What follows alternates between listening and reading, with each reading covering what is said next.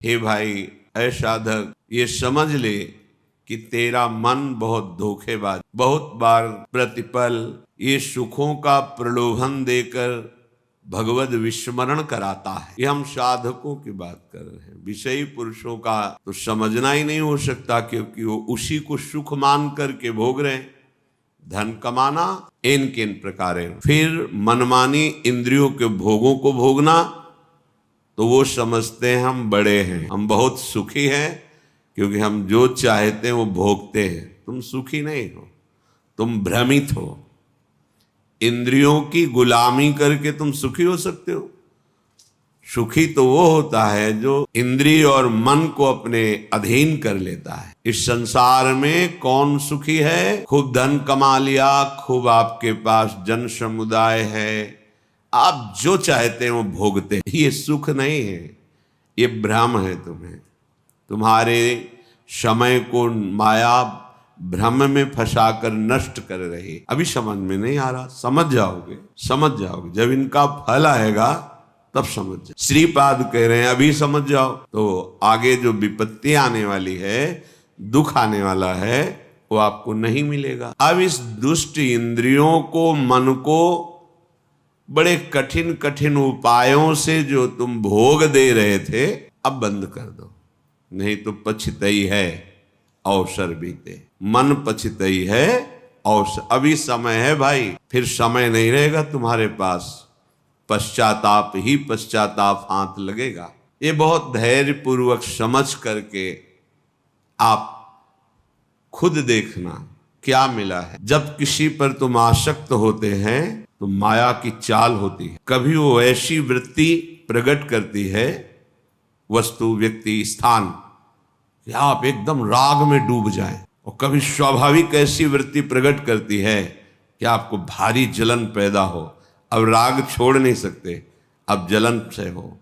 धीरे धीरे वो राग ऐसी प्रतिकूलता पैदा करता है कि उसके हृदय में बस यही आता है, अब तो हिंसा ही एक उपाय है, या अपनी या सामने वाले की। ये माया की चाल। जो कहा गया है कि सर्वनाश हो जाता है, वो यही सर्वनाश है। बुद्धिनाश को ही सर्वनाश कहा गया है। बुद्धि नष्ट हो गई मतलब सब कुछ नष्ट हो गया। बुद्धि में प्रकाश हो रहा है मतलब सब कुछ प्राप्त हो रहा है। ये बहुत घोर अनर्थकारी इंद्रियां हैं, श्रीपाद कह रहे हैं। सच्ची, जिस समय हम उपासक की बात कर रहे हैं, उपासक एकाग्रता पूर्वक सही दिनचर्या 2, 4, 10, 20 दिन, महीना भर चलाएगा, एक आनंद की उमगन आएगी। आनंद की उमगन में वो थोड़ा बेपरवाह होने लगता है। जहां थोड़ा बेपरवाह हुआ, उस बेपरवाही में इंद्रियों से फंसा देते हैं। हंसी, मजाक, मनोरंजन, जहां वो इसमें हल्का सा फंसा, रास्ता बना दिया भोग का। जहां उधर लगा तो उसे लगा कि जीवन का लाभ यही है, गिर गया। जहां गिरा बस फिर जो दुर्दशा होती है वो केवल उसका हृदय जानता है। उपासक की बात कर रहा हूं। विषयी पुरुष तो उसमें गर्व करता है कि मैंने आज ये भोगा, अज्ञान। लेकिन उपासक की जो दुर्दशा हृदय में होती है, सच्चा, इसीलिए कह रहे हैं इनसे पार पा जाना बहुत कठिन है। मन और इंद्रियों से इनका दुलार करते करते तुम्हारी दुर्गति हो गई है। दुर्गति का तात्पर्य हम किसी बाहर प्रकरण से ना लें, अंदर से लें। क्या तुम्हारा चिंतन चल रहा है? देखो अपने चिंतन की दशा। कोई व्यक्ति होगा, कोई वस्तु होगा, कोई स्थान होगा, या राग में चिंतन हो रहा अनुकूल, या द्वेष में प्रतिकूल। जलते रहो, इस पावन समय को नष्ट करते रहो। यही नष्ट कर, यही दुर्दशा है। बोले भोगोगे तुम्हारी दुर्दशा होगी, तो तुम दुर्दशा को ले जाते हो केवल शरीर में कि कोई अंग भंग हो जाएगा। नहीं, वासनाओं की भीड़ जमा हो जाएगी, बुद्धि निर्णय करने में असमर्थ हो जाएगी। तुम शोक, चिंता, इन दुखों से व्याप्त हो जाओगे, विषाद से ग्रस्त हो जाओगे। कोई रास्ता ही नहीं मिलता। ध्यान रखना, भगवत शास्त्र विरुद्ध आचरण करने वाले को शांति का कोई रास्ता ही नहीं मिलता। ये विषय बड़े बड़े ज्ञानियों के भी चित्त का अपहरण कर लेते हैं, बोधवानों का नहीं। बोध शब्द अलग है, ज्ञानी शब्द अलग है। जो ज्ञान हुआ उसका परिणाम है इंद्रियों पर विजय। श्रद्धावान को ज्ञान प्राप्त होता है, और ज्ञान प्राप्त उपासक अपनी इंद्रियों पर विजय प्राप्त करता है, फिर जो बोध होता है वो परम शांति मचरेणाधिगच्छति, वो परम शांति को प्राप्त। पहले तो मानो ये बात कि तुम्हारा मन और इंद्रियां अनर्थकारी हैं, अब इंद्रियों को दुलार करना बंद करो, ये घोर अनर्थ पैदा कर देती है, घोर अनर्थ। वर्षों लगता है इंद्रियों को कब्जे करने में, कुसंग में कुछ मिनट में वर्षों के द्वारा शासन में लाई गई इंद्रियां एकदम फ्री हो जाती। वर्षों की कमाई एक मिनट में गमाई, बहुत बड़ी चाल है इन इंद्रियों की। साधक उन्हीं इंद्रियों से खुशी चाहता है, आनंद चाहता है, वो देख कर मनोरंजन करके समझता है मैं बहुत विद्वान हूं, बहुत ज्ञानी हूं, बहुत चतुर हूं, हमारी कोई बात जानता। अरे किसी के जानने की जरूरत नहीं, तुम ही जान जाओगे, रोगे कोई आंसू पोंछने वाला नहीं मिलेगा। हमारी ये बातें कड़वी जरूर लगेंगी लेकिन बहुत मीठा फल देने वाली। यद तग्रे विषम्यु परिणामे अमृतोपमम, ये बातें सुनने में तुम्हें विष जैसा लगेगा, परिणाम में अमृत मिलेगा। विषय भोग प्रलोभन की बातें अमृत जैसी पहले सुनने में लगती, परिणाम बहुत भारी विषवत होता है। विदधति सशोको एन केनापि देह स्थित मधिवश वृंदारण्य में कांतरत्या। अब इन इंद्रियों को दुलार करने का प्रयोजन छोड़ो, पहले निश्चय करो शास्त्र सम्मत विषय सेवन करेंगे, अन्यथा नहीं। तो जो जहां है शास्त्रा अधिकारानुसार भगवत समर्पित विषय, यही सबसे बड़ा बंधन है। यही बंधन जिसे आप सुख समझते हैं ना, यही सुख भाव से इस ज्ञान समुद्र जीव को बांध लिया माया ने, जिसका कभी भी बंधन नहीं हो सकता, वो इसी सुख भाव से बंधा हुआ है। अगर दुखालय को दुख बुद्धि से देख पावे तो अभी भाग पड़े भगवान की तरफ, इसीलिए नहीं भाग। बुद्धि है, प्रयोग उसका नहीं। अब जैसे भजन नहीं है तो प्रश्न आया कि आप कहते मनुष्य योनि बड़ी दुर्लभ और बड़ा, अब तो बहुत जनसंख्या बढ़ रही तो कहां से आ रही? तो आप जगह एक बीता देखो खोद करके, इतनी दीमक है, इतने जीव हैं कि एक जिला में जितने मनुष्य हैं उतनी हाथ दो हाथ में दीमक निकल आएगी। अब वो जब आदमी बनेंगे तब तुम्हें ज्ञान है, अनंत ब्रह्मांड है, कौन से जीव की कहां गति कैसे भेजी जा रही। कलयुग को महर्षियों ने प्रणाम किया है, ब्रह्म ऋषियों ने प्रणाम किया है। जितना लाभ आप कलयुग में वृंदावन का ले रहे हैं अन्य युगों में नहीं ले पाए। जितनी जल्दी भगवत प्राप्ति कलयुग में होती अन्य युगों में नहीं होती। 10-10 हजार वर्ष तपस्या करके जो फल प्राप्त अन्य युगों में करते थे, दाहिने पैर के अंगूठे के बल खड़े होकर दोनों हाथ उठाकर आकाश दृष्टि करके मंत्र जप कर रहे हैं, जल में खड़े होके 24 घंटे नाम कीर्तन में वो फल प्राप्त हो जाएगा। जो 10,000 वर्ष तपस्या, कलयुग बहुत प्रणाम करने योग्य है। पर आप भगवत विमुख हो जाओगे तो भ्रष्ट कर देगा, नष्ट कर देगा। तो क्या और युगों में ऐसे आचरण वाले व्यक्ति नहीं थे क्या? कम थे। ऐसे ही भगवत आचरण वाले क्या कलयुग में नहीं है क्या? कम है। बहुतायत है अधर्माचरण करने की प्रवृत्ति, बहुतायत है। अब आपको अंदर से सोचना है कि मेरा प्रयोजन इंद्रियों का दुलार करना नहीं है, अभी ठीक होने लगेगा। पर ये सोचना आचरण में उतारना होना चाहिए। नहीं सोचते तो बोलते रहते हैं वैसा नहीं करेंगे, पर वो कसम और नियम 1 मिनट लगता है तोड़ने में। इसके बाद फिर रो बैठ के क्या हो गया, ऐसा मैंने क्यों किया, फिर भी ठीक नहीं होगा। फिर 2-4-6 दिन फिर वहीं पहुंच जाओगे, फिर निराश हो जाओगे, अब तो हम चलने लायक ही नहीं भगवत मार्ग में। इसलिए प्रार्थना, अब इंद्रियों के परितोष वाली बातें छोड़ो, अब इंद्रियों का पोषण मत करो। जो धर्म विरुद्ध भोग चाहती, जलना ही पड़ेगा। जलना, जलन शब्द याद कर लो। ये जलन तभी होती है जैसे कोई भी साधक विचलित है, मेरा मन नहीं लग रहा, मुझे बहुत परेशानी हो रही, ऐसा वैसा। गलत कर रहे हो, जांच लो, जांच लो।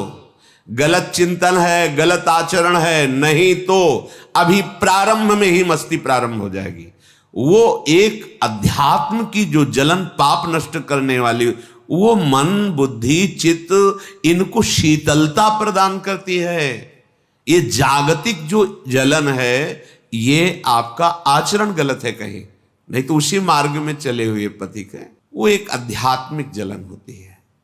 कैसे विकार दूर हो, ऐसा वो विक्षिप्त नहीं होता, प्रवीण होता चला जाता है। कैसे का उसको उत्तर मिलेगा, क्योंकि सही मार्ग में चल रहा है। जब आप गलत कर रहे हो, गलत संग कर रहे हो, गलत आचरण कर रहे हो, शास्त्र विरुद्ध वार्ता कर रहे हो, शास्त्र विरुद्ध चिंतन कर रहे हो, तब तुम्हें वो विक्षेप प्राप्त होगा, जिसके लिए तुम पागलपन प्रकट करते हो कि अब मुझसे सहा नहीं जा रहा, रहा नहीं जा रहा, क्योंकि आग बढ़ा दी तुमने, उसको फूस दे दिया, घास फूस जमा कर दी, अब ज्वाला बढ़ रही है, तुम्हारी गलती। जब हम गुरुजनों की शरण में हैं, प्रभु की शरण में, तो मुझे कल्याण की भी परवाह नहीं, तो चिंता किस बात। मेरा मन, मेरा तन, मेरे प्राण आराध्य देव गुरुदेव को समर्पित है, देख लेंगे वो, संभाल लेंगे वो, बेपरवाह होकर राधा राधा राधा। कहां समझ में आ रहा है?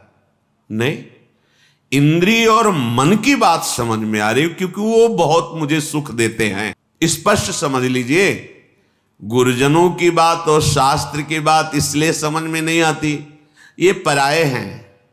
लेकिन इंद्रियां और मन, ये मेरे नहीं, मैं ही हूं, ऐसा अनुभव, ये माया का खेल, इनके द्वारा सिखाई बात सच्ची बात है। इनके द्वारा परोसा गया भ्रमात्मक भोग, ये सुख देने वाले, ये गुरुजन शास्त्र, ये अंदर की, ये मत घोरा अनर्थकारी, ये घोर अनर्थकारी बुद्धि है अंदर की। अब इसे सुधारिए। एन केन प्रकारेण, जैसे धर्म की कमाई से तुम्हारा शरीर निर्वाह हो, वैसे चलो।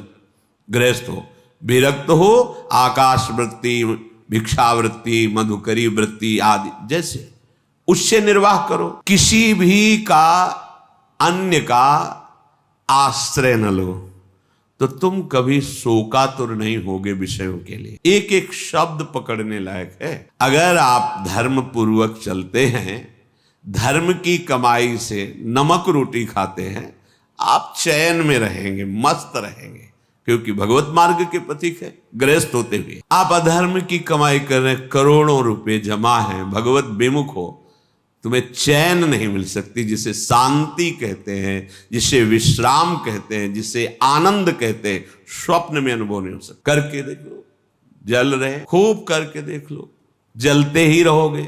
ये पद, ये शरीर, ये भोग, ये वाहवाही, ये स्वाप्निक है, चंद मिनट की है।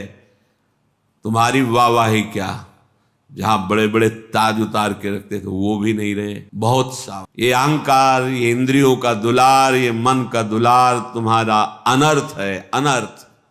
समझ में नहीं आ रहा, समझ जाओ, निकल जाओ। तुम ही फंसे हो, सुख की बुद्धि ने तुम्हें फंसाया है, और इसका नाम दुखालय है, सुख नहीं है। तुम्हारी बुद्धि अनर्थकारी तुम्हें धोखा दे रही है। अभी कैसे समझ, बहुत अल्प बुद्धि है, तर्क करते हैं। अब तर्क तो उस बुद्धि में जो पवित्र है, तो पवित्र तर्क आवे। बहुत अज्ञान से घिरी हुई बुद्धि क्या इन शास्त्रों को समझेगी? तुम्हारा भोजन ठीक नहीं, थोड़ी भी मर्यादा नहीं, गुरुजनों का सेवन नहीं, पवित्र विचार नहीं, तो तुम शास्त्र समझ जाओगे। जो ब्रह्मानंद में, भगवदानंद में छके हुए महापुरुषों ने आंतरिक अनुभव लिख, वो तुम समझ जाओगे, बहुत बड़े महापुरुष हो गए तब तो। नहीं, पहले शरणागत हो, अहंकार गलित करो, फिर जब अहम रहित बुद्धि होती है, वो भगवदानंद पर विचार करने की योग्य हो जाती है। अभी तो देहाभिमान है, जितना भी चिंतन करोगे वो प्रकृतिजन्य ही होगा। तो जैसे बने एन केन प्रकारेण, धर्म युक्त पदार्थों के द्वारा शरीर यात्रा करो। एन केनापि देह स्थित, ये चटोरापन इंद्रियों का बंद करो। बहुत खा पी लिया है, बहुत सब गंदे गंदे पदार्थ, दूसरों के शरीरों का हनन करके खाने की बातें, कैसे निकृष्ट बुद्धि हो गई। उल्टी नहीं आती तुम्हें, बमन नहीं होता तुम्हें बात सोच के, पर बुद्धि है, देखो अनर्थकारी बुद्धि है, अरे बहुत बलिष्ठ कर देता है। खाओ, बस विजय प्राप्त कर लोगे। किस पर विजय? इंद्रियों के गुलाम होते जा रहे हो, मन के गुलाम होते जा रहे हो, विषयों की अधीनता बढ़ रही है, तुम स्वतंत्र कहां हो रहे हो?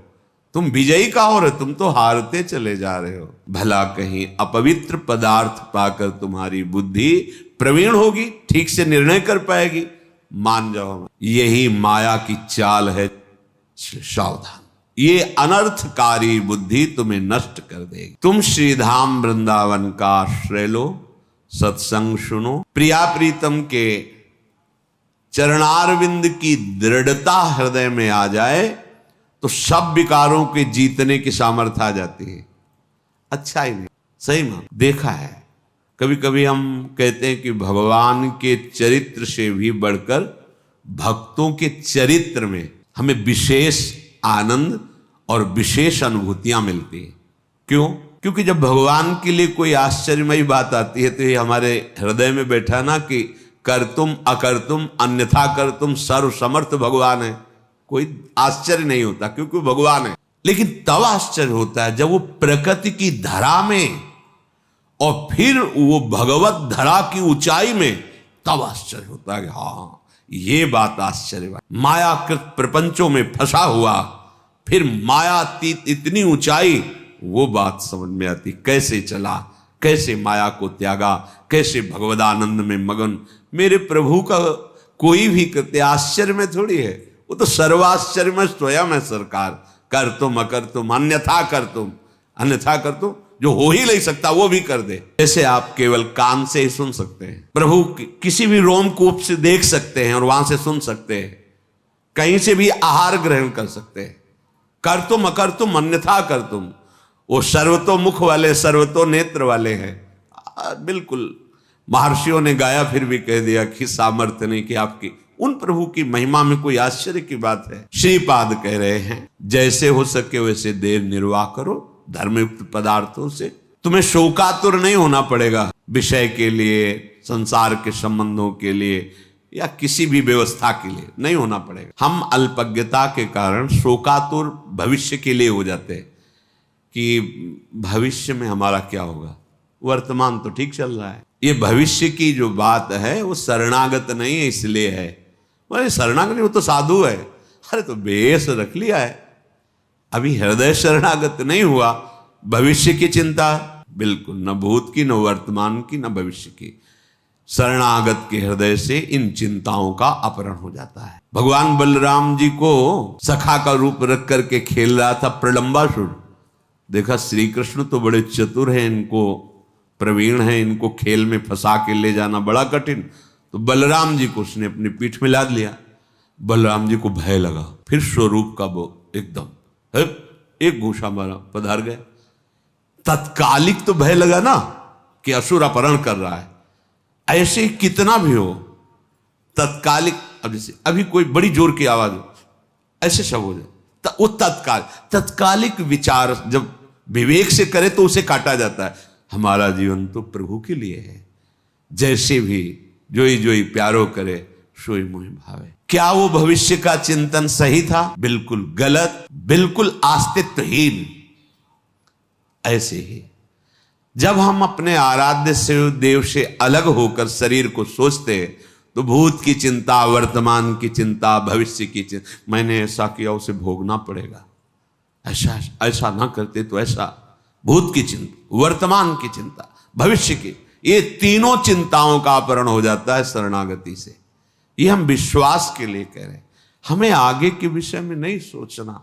हमारा आज, हमारा कल सब मंगल होगा क्योंकि हम मंगल भवन प्रभु की शरण में हैं। तुम्हें शोक प्राप्त नहीं होगा, ये बहुत विश्वास की बात। जैसे वृद्ध शरीर, आप वृंदावन वास कर रहे हैं, आपको लग रहा है कि अब घर जाना पड़ेगा, कोई हमारी सेवा, जाना पड़ेगा। घर है आपके, घर ना है, घर वाले जाना। और जिनके है ही नहीं, घर वाले ही प्रिया प्रीतम, वृंदावन ही घर है, जाए तो कहां, जाऊं कहां तजी चरण तुम्हारे, कोई ठौर ही नहीं। तो हमने ऐसे देखा है, एक भी शिष्य नहीं जीवन में बनाया था, एक भी रुपया नहीं था, परम अकिंचन संत, तो अपने कई लोग सेवा में प्रेरित किए गए भगवत प्रेरणा से। तो इस समय उनका स्नान होता, जानते हो कैसे स्नान होता था? जैसे माँ बच्चे को गोद में लेती। एक साधु गोद में लेके बैठता था और एक अनुकूल जल के द्वारा स्नान कराया तो दूसरे के हृदय में जल्दी तुम हटो, हम सेवा। वो शरीर पोछा, तीसरा लंगोटी लिए खड़ा है, लंगोटी पहनाया, सजा के बैठा दिया, तिलक लगा के 1 बजे तक माला। ऐसे हाथ में सौंच, ऐसे कौन करवा रहा है? जिनका कोई आश्रय नहीं प्रभु के सिवा, उनकी बात कह रहा हूं। ऐसे अगर आपका भरोसा है ना, परिवार है, घर है, जहां है वहां जाना पड़े। जब है ही नहीं तो फिर जो है वो विविध रूप धारण करके सेवा करते। इसलिए विश्वास को कभी मत डालो, विश्वास को मत हिलने दो। हमारा भविष्य में क्या होगा अगर ये चिंता है तो अभी शरणागत तुम नहीं। उपासक की बात कहने की जरूरत नहीं रहेगी। अगर सही निष्ठा है तो हृदय में ही वो स्फुरित ही नहीं होने देगा जिसके तुम आश्रित हो। जानते हो यहां विकार कैसे भेजे जाते हैं? तुम्हारी विवेक बुद्धि की परीक्षा और बल निरीक्षण करने के लिए ऐसे तुम्हें छोड़ दिया गया और बिल्कुल तैनात खड़ा है वो। कहीं भी तुम्हारे ऊपर अटैक नहीं हो सकता, पर तुम कैसे बचाव कर सकते हो, कैसे निकल सकते हो? अगर प्रवीणता है तो ठीक, अगर रो दिए तो वो दृश्य नहीं रहेगा भय वाला। जब वो उपस्थित है तब, और अनुपस्थिति में तो आएगा ही नहीं। तुम सोचते क्या हो? जो आराध्य देव है, जो गुरु तत्व है, वो वहीं बैठा रहेगा जहां से स्फुरित होता है, वहीं दबा देगा। प्रश्न की जरूरत ही नहीं पड़ेगी, पुकारने की जरूरत ही नहीं पड़ेगी। तुम शरणागत हो। पर वो अल्पज्ञता होने के कारण हम प्रकट को तो महत्व देते हैं और बाद के लिए सोचते हैं जब अप्रकट हो गए तो कैसे चलेगा। नहीं, आप देखना, प्रकट से ज्यादा सानिध्य अप्रकट में रहता है। अब भी प्रकट में आप हमारे पास कितनी देर रहते हैं, लेकिन आप हमारे वचन, हमारे आराध्य देव का नाम और मंत्र जप कर रहे हैं तो हर समय आप हमारे सानिध्य में अनुभव कीजिए। अगर आप ऐसा करते हैं तो आपको अनुभव में आएगा। गुरुदेव का कितना दुलार है, एकांत में पता चलता है। रोना आता आपके लिए, जो तन मन प्राण है, कि जितना होना चाहिए वो है ही नहीं हृदय में। पर वो देने वाले इतने कृपालु हैं कि वो अपनी तरफ से देते ही चले जाते हैं। यहां सर झुकता चला जाता है। अहेतु की कृपालु, अहेतु की कृपालु। प्रगट सानिध्य और अप्रकट सानिध्य, इन दोनों में अगर देखा जाए तो अप्रकट सानिध्य में विशेष कृपा का अनुभव है, क्योंकि उनके वचन, उनका चिंतन, उनके द्वारा दिया हुआ नाम मंत्र हर समय उनके सानिध्य का अनुभव कराता है।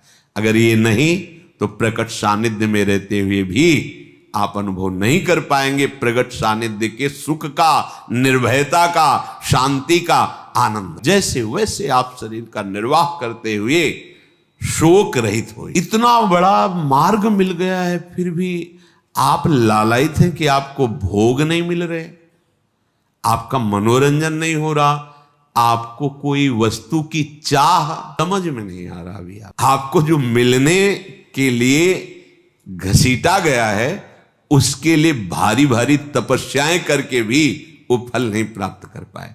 हम तपस्या कर ही नहीं सकते वैसी, इसीलिए घसीटा है श्री जी ने कि तुम इस आओ, हमारे दुलार, हमारी कृपा के द्वारा तुम्हारा पोषण होगा। फिर तुम क्यों चिंता करते हो? क्या तुमने ऐसी तपस्या की, साधना की, संकल्प किया तब ये पदवी प्राप्त की जो आज हो? जहां नहीं, तुम जानते भी नहीं हो तो घसीटा ना तुम्हें। तो जब इतना घसीट लिया तो आगे के लिए वो छोड़ थोड़ी देंगे। इनका स्वभाव एक बार जिसे पकड़ लिया उसे कभी छोड़ते नहीं। तो तुम भविष्य की चिंता रहित होकर, शोक रहित होकर के लुठन रासस्थल्याम निरवधि पठन कृष्ण चरितम, ये रास भूमि है वृंदावन, यहां लोटो, रज लगने दो शरीर में, और पठन कृष्ण चरितम, बहुत सावधानी से ये लिखा गया कृष्ण चरितम। जब आप भगवत चरित्र गाते हैं तो प्रिया जो बहुत प्रसन्न होती है। इधर राम चरितमानस में रामचंद्र गुण बरने लागा, सुनते सीता कर। बड़े उच्च स्वर से भगवन नाम भगवत चरित्र यद गोविंद कथा सुधा रस हृदय। अगर मेरा हृदय गोविंद के नाम में, कथा में, तो उसका भाव यह है कि हमारी महारानी जी के प्राण प्रीतम में बहुत सुख मिलता है। इसलिए कि इस रास स्थली में कृष्ण चरितम, रटन, हा राधा हा राधा हा कृष्ण, प्रतिपद मटश्चापि परितः, तो त्रुटन नाना ग्रंथि स्फुटद मलभावोश्रुनिभैर नटन गायन वृंदावन मति महान पंकिलयति। रास स्थली वृंदावन की रज का सेवन और प्रभु श्री कृष्ण के नाम का उच्चारण। जब हम वल्लभ, बहुत प्रिय नाम है प्यारी जी को, वल्लभ माने प्राण प्यारे, ये धाम है। जब हम प्रभु का नाम लेते तो प्यारी जो मुस्कुराते, प्यारी जो का नाम लेते तो प्यारे जो मुस्कुराते, प्यारे जो प्रसन्न होते तो प्यारी जो के चरणों में प्रीति प्रदान करते, प्यारी जो प्रसन्न होती तो प्रीतम के चरणों में। ये दोनों एक ही है। कभी हा राधा, कभी हा श्याम हा। एक एक क्षण हम यहां परम सुकृत प्राप्त कर रहे हैं। क्या? प्रतिपद मटश्चापि परितः। एक एक कदम यहां जो चल रहे हो ना, पूरे तीर्थों की परिक्रमा करने का फल भी लघु हो जाएगा वृंदावन की बीथियों में विचरण करना। जैसे आप सत्संग के लिए आ रहे हैं, जैसे आप बिहारी जी के दर्शन के लिए जा रहे हैं, एक एक कदम आपका बहुत पुण्यमय है। जैसे कोई कोई भाग्यशाली जन ये बताते हैं कि अमुक जगह से पद यात्रा करते आ रहे हैं, दंडवत करते आ रहे हैं। वो हमारे लिए नहीं, महारानी जी का महल वृंदावन धाम है। इतना सौभाग्य, एक एक कदम तुम महारानी जी के महल के लिए आ रहे हो ना। कहां जा रहे हो? वृंदावन। किसके पास जा रहे हो? राधा के लिए। स्वामिनी जी, यहां उनका वैभव है। एक एक पद, प्रतिपद मटश्चापि परितः। क्या पुण्य मिला? बोले त्रुटन नाना ग्रंथि। नाना ग्रंथि केवल जड़ चेतन ग्रंथि का प्राय वर्णन होता है। जड़ चेतन ग्रंथि पड़ गई, यहां कह रहे नाना ग्रंथि। तो नाना ग्रंथि क्या? हमारे न जाने कितने शुभ अशुभ कर्म हमें बांधे हुए हैं, काम क्रोध लोभ मोह मद मत्सर बांधे हुए हैं। ये सब ग्रंथियां कटने लगी। पूरे श्लोक का इंद्रियों का दुलार करना, मन का दुलार करना बंद करो। जैसे भी धर्म पूर्वक इन किन प्रकारेण शरीर का भरण पोषण हो रहा है वैसे करो। और इस रास स्थली वृंदावन की रज का सेवन, भगवत चरित्रों का गायन और हा राधा हा कृष्ण ऐसा उच्चारण और एक एक कदम यहां चलना टहलना, बोले बड़े बड़े सुकृतों के ऊपर है। क्यों? क्योंकि सुकृत भी तो एक बंधन है। और यहां के सुकृत त्रुटन नाना ग्रंथि, नाना प्रकार के जो बंधन महान दुख देने वाले हैं वो नष्ट हो जाते हैं। ऐसा निर्मल भाव प्रकट होता है कि आंसू बहने लगते हैं।